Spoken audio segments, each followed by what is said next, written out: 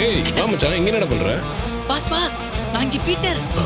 Peter, இங்க என்ன பண்றீங்க? நல்லா இருக்கேன் பாஸ். இங்க என்ன பண்றீங்கன்னு கேட்டேன். பாஸ் இதான் நம்ம கம்பெனி. அப்படியா? வாங்க போய் வேலையை பார்ப்போம். இருங்க குடுமா. இந்தாங்க. எதுக்கு இதெல்லாம்? இருக்கட்டும் பாஸ். போட்டோ எடுமா.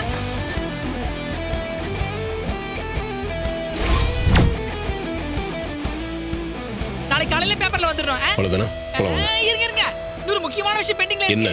இருங்க, ஆரத்தி எடுமா. யார் இவங்க? இவங்க புதுசா வேலைக்கு சேர்ந்திருக்காங்க. இவங்க பேர் ரேவதி. ஹை. டக்குனு எடுமா. எதுக்குடா இதெல்லாம்? பாஸ். சாரி, எதுக்கு சார் இதெல்லாம்? இருக்கட்டும் பாஸ், இருக்கட்டும். சரி எடுமா. வாங்க. பாஸ். என்ன? போட்டோ ஷூட் முடிஞ்சிருச்சு. இந்த ஆரத்தி உங்களுக்கு மட்டும்தான். அப்படியா? அப்ப இத பிடிங்க. நானே வச்சுக்கிறேன். எடுங்க. பத்த வைங்க.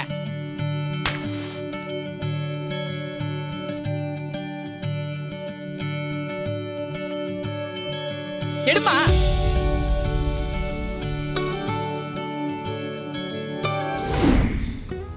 மருது, சூரியகலாவை எங்க காணோம்? வீட்ல இல்ல போல இருக்கு. எங்க போனா? வெளியே ஏதோ முக்கியமான வேலை இருக்குன்னு சொல்லிட்டு போனா. எப்போ வருவான்னு தெரியல ஆண்டி. ஓ, மாமா, போனவ அப்படியே போய் தொலைஞ்சா பரவாயில்ல, வீடாச்சும் நிம்மதியா இருக்கும். அவளாவது போறதாவது இன்னும் கொஞ்ச நேரத்துல வந்து நிப்பா பாருங்க. மேடம், யாரு? என் பேர் ரமேஷ், ஈவென்ட் மேனேஜரா இருக்கேன். ஃபோன் பண்ணி வர சொன்னது நீங்க தானே மேடம்? ஆமா, நான் தான் வர சொன்னேன். வாங்க. Thank you madam. வணக்கம் மேடம். வணக்கம், உட்காருங்க. அப்பா, நம்ம வீட்ல ஏதாவது விசேஷம் நடக்க போதா? அம்மா ஈவென்ட் மேனேஜரா வர சொல்லிருக்காங்க. நம்ம வீட்டுல இப்போதைக்கு எந்த விசேஷமும் இல்லம்மா. இப்ப எதுக்காக இவனை வர சொல்லியிருக்கான்னு ஒன்னும் தெரியலையே. சொல்லுங்க மேடம், எதுக்காக வர சொன்னீங்கன்னு தெரிஞ்சுக்கலாமா? உங்களை நான் இங்க ஏன் வர சொன்னேன்னா, என் 2வது பொண்ணுக்கு கல்யாணம் ஃபிக்ஸ் பண்ணிருக்கேன்.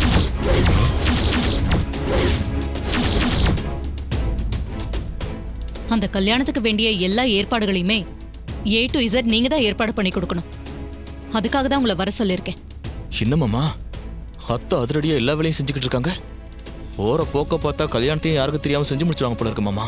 இவ செய்யறதெல்லாம் எனக்கும் கடுப்பா தான் இருக்கு மாப்ள. ஆனா இவளால பிளான் மட்டும்தான் போட முடியும். சின்ன மாப்பிள்ள எதையும் நடக்க விட மாட்டார். அந்த நம்பிக்கை எனக்கு நிறைய இருக்கு. கண்டிப்பா செஞ்சு கொடுக்குறேன் மேடம். எங்க வேலையா தானே மேடம். கல்யாண மண்டபத்துல இருந்து வாழை மரம் கட்டுறது, ஸ்டேஜ் டெக்கரேஷன், சாப்பாடு, வாத்தியம்னு எல்லா அரேஞ்ச்மெண்ட்டையும் நாங்களே சிறப்பா செஞ்சிருவோம் மேடம்.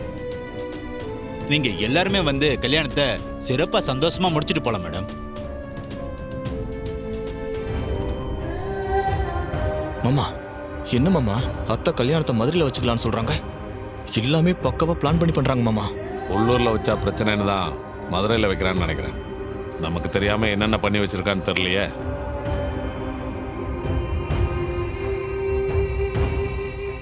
இந்த பணத்தை அட்வான்ஸா வச்சுக்கிட்டு எல்லா ஏற்பாடுகளையும் செஞ்சு முடிங்க. பேலன்ஸை நான் கல்யாணம் முடிஞ்சதுக்கு அப்புறம் தரேன். சரிங்க மேடம். சரி, நீங்க கிளம்புங்க. அப்பப்போ என்ன நடக்குதுன்னு மட்டும் எனக்கு ஃபோன் பண்ணி சொல்லுங்க. கண்டிப்பா சொல்றேன் மேடம். அப்ப நான் வரேன் மேடம். வாங்க. வரேன் சார். வாங்க.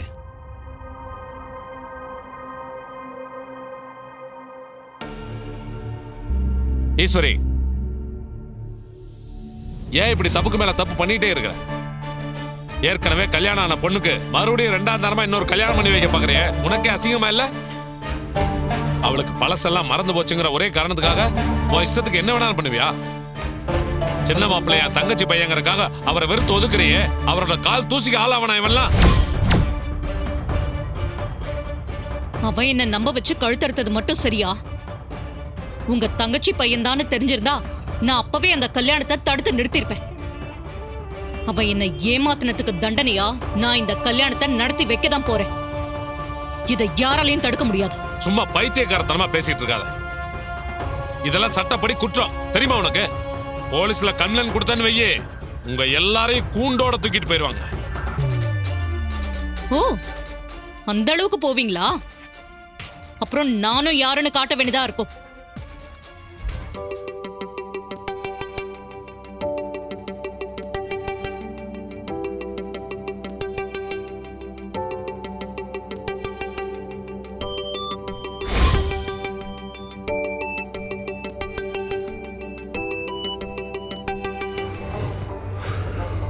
என்னடி லுக்கெல்லாம் பலமா இருக்கு? புதிய எம்டி வந்ததுல இருந்து நீ எந்த வேலையும் செய்யல போல இருக்கு. அவரே தான் சைட் அடிச்சிட்டு இருக்க. வேற என்னடி பண்ண சொல்ற? அவரை பார்த்ததுல இருந்து வேலை மேல கவனமே போகல. அவரையே பார்த்துக்கிட்டு இருக்கணும் போல இருக்கு.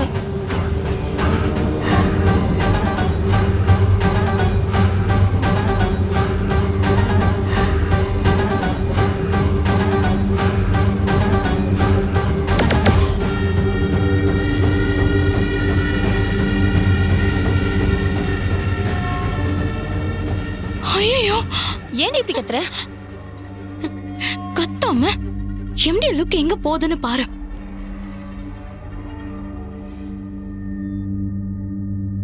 ஒரு பழமொழி சொல்லுவாங்க, கேள்விப்பட்டிருக்கியா? புளிய பார்த்து பூனை சூடு போட்டுக்குச்சின்னு. அந்த மாதிரி இருக்கு நீ பேசுறது. நீ என்னைக்கு என் சகல கார்த்தியாக முடியாது. ரேவதி மனசுல நீ இடம் பிடிக்க முடியாது. ரேவதிக்கு உண்மை தெரியறதுக்குள்ள மரியாதை எங்கிருந்து ஓடி போயிரு சொல்லிட்டேன். இல்லைன்னா அடி உத வாங்கி அவமானப்பட்டு தான் போவேன். அதையும் பார்க்கலாம். பாரா, நான் சொல்றதா நடக்க போகுது.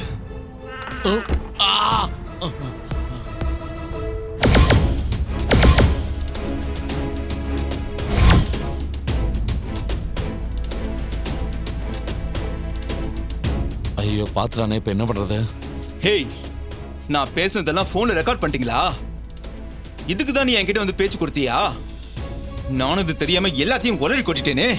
டேய், உன் வாயிலிருந்து எல்லா உண்மையை வர வைக்க நாங்க 2 பேரும் போட்ட பிளான் தாண்டா அது. நீயும் எல்லா உண்மையும் கக்கிட்ட. இந்த வீடியோவை ரேவதி கிட்ட போட்டு காமிச்சா நீ யாரு, எப்பேற்பட்டவன், என்ன நோக்கத்துக்காக இங்க வந்திருக்கன்னு எல்லாம் வெட்ட வெளிச்சாயிருண்டா. அப்புறம் உனக்கு கல்யாணமா நடக்கும். ஆள் மாறாட்டம் கேஸ்ல உள்ள போய் கம்பி தான் என்னணும். அதை நடக்கவே விட மாட்டேன். அந்த வீடியோவை அழிக்காம விட மாட்டேன். ஏய் ஏய் நில்றா, ஏய் நில்றா, ஏய். என்ன உண்மையை நிரூபிக்க போறீங்களா? என்ன மீறி உங்களால எதுவுமே செய்ய முடியாது. மரியாதையா போனை கொடுங்க. டேய், போனை உன்கிட்ட கொடுக்கறதுக்கு தான் கஷ்டப்பட்டு வீடியோ எடுத்தனா? என் உயிரே போனாலும் சரி போனை கொடுக்க மாட்டேன். மரியாதையா கேட்டா கொடுக்க மாட்டீங்களா?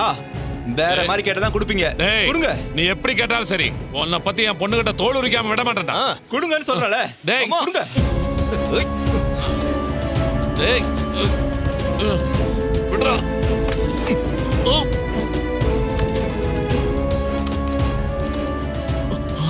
யாரு சொன்னாதான் கேப்பீங்க? எல்லாத்தையும் நான் பாத்துக்கிறேன், கவலைப்படாதீங்க.